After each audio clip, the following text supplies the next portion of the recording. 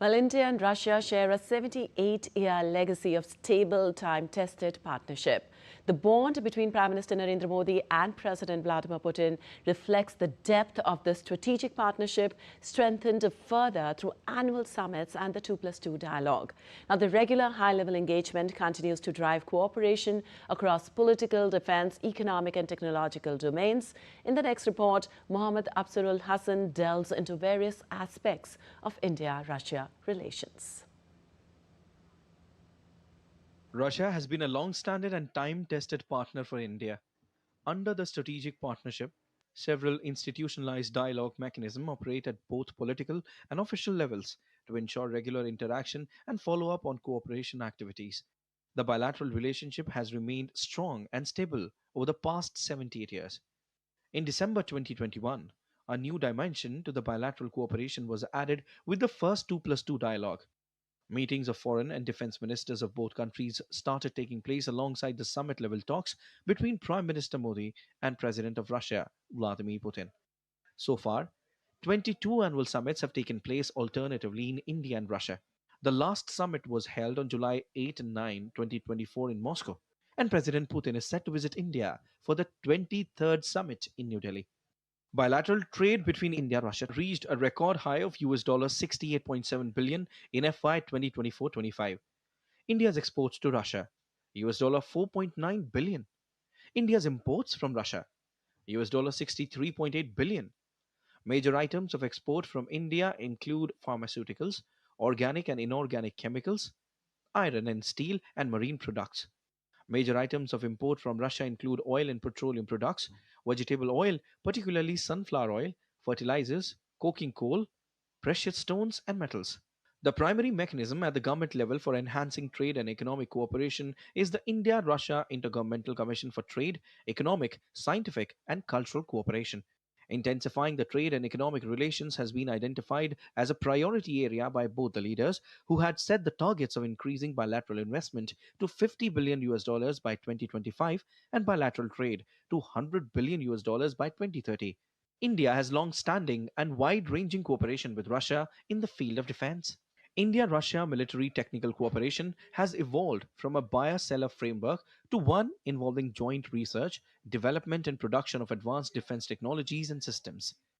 RM and Russian Defense Minister co-chaired the India-Russia Intergovernmental Commission on Military and Military Technical Cooperation.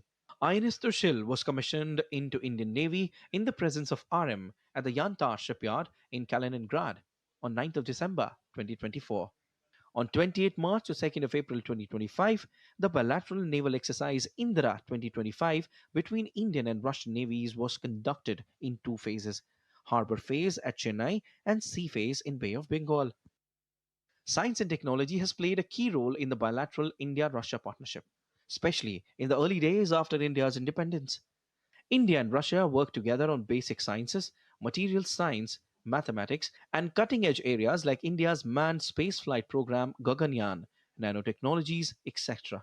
India's only nuclear power plant established with another country is in Kundankulam in Tamil Nadu, which is established in collaboration with Russia.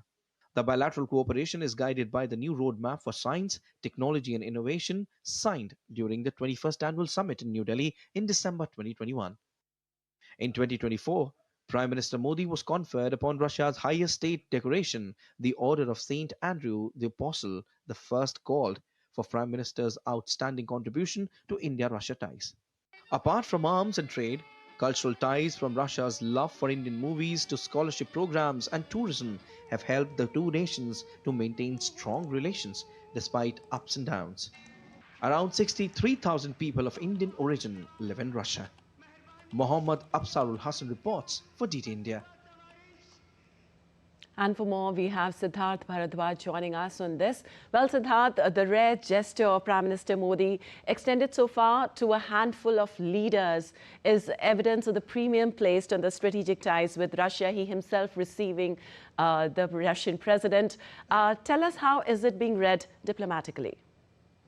Hi, Likpachi. First of all, a very good morning to you. And the fact that Prime Minister Narendra Modi setting aside protocol and going to himself to receive President Putin just goes on to show that the warmth in the diplomatic ties, the warmth in the ties between India and Russia. We have seen that in SCO summit as well, the car ride, and the picture himself, the Prime Minister Narendra Modi himself tweeted that picture that goes on to show that how the relation between both the countries are strengthening, and have strengthened over the years, and this is a proof of that. Apart from that, this is a very significant visit by President Putin in various ways. When you talk about the trade, when you talk about defense, when you talk about some other sectors as well, this is a very significant visit by President Putin, which will reinforce and strengthens the special and privileged strategic partnership between both the countries. Yesterday President Putin arrived in India, and Prime Minister Narendra Modi himself went to the airport to receive him. Goes on to show that how the ties between both the countries are set to elevate, and with this visit, this partnership which I just told you about is set to get a boost in various sectors, and there are certain MOUs which are also expected to sign between both the countries. Apart from that, Prime Minister Narendra Modi and President Putin have a packed itinerary when you talk about today. All right. As you said, they have a packed itinerary. Siddharth, can you walk us through President Putin's key engagements today and the major outcomes expected from this visit, particularly in defense co-production, energy ties, expanding trade, and where both sides see the most scope for new agreements? Definitely, Ripakshi. Like I just mentioned, the both have a packed itinerary. President Putin will be accorded a ceremonial welcome at the forecourt of Rashtrapati Bhavan. After that, he will be going to the Rajghat, where he will be paying respects to Father of the Nation, Mahatma Gandhi. After that, both the leaders will be meeting at Hyderabad House in New Delhi, whereas certain MOUs that are expected to be signed, we don't have the details of the MOUs yet, but as and when the details will come, we'll let you know. There are some MOUs which are expected in certain areas. Apart from that, that would be followed by a press statement, and there are some other events that will follow throughout the day. So that is, the packed itinerary between both the leaders, Lipakshi. All right. Also, Siddharth, what does Putin's visit, his first actually since 2021, signal to the larger world about India-Russia relations at a time of shifting global alignments and geopolitical tensions? You're right, Lipakshi, here. This visit by President Putin is coming at a time when, we are witnessing different conflicts and wars in different parts of the global world, and also at a time when different parts of the world are reeling under the tariffs by the United States. So in that manner, this is a very significant visit, and which also gives a message to the global world about the strengthening partnership between India and Russia in different sectors, Dipakshi, be it trade, be it defense, be it health and culture and people-to-people ties. When we take the sectors one after the other, first when we talk about trade, the total trade between both the countries stands currently at $68.7 billion, in which India's exports are less than $5 billion. So this visit is also expected to actually narrow that deficit through India's exports, because India primarily exports pharmaceuticals, chemicals and other food products as well. So to narrow the deficit, this visit will help as a catalyst to some extent. Apart from that, Lipakshi, when we talk about defense, both the countries are expected to work on the joint manufacturing, joint production of fighter jets. Apart from that, the agreement on S-400, S-500, and apart from that, the other agreements in the defense sector as well.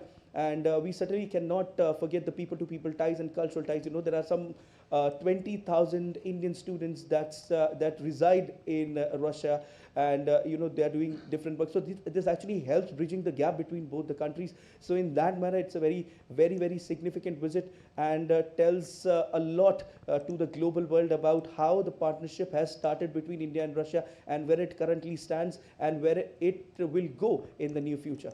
All right. Thank you so much, Siddharth, for all those details.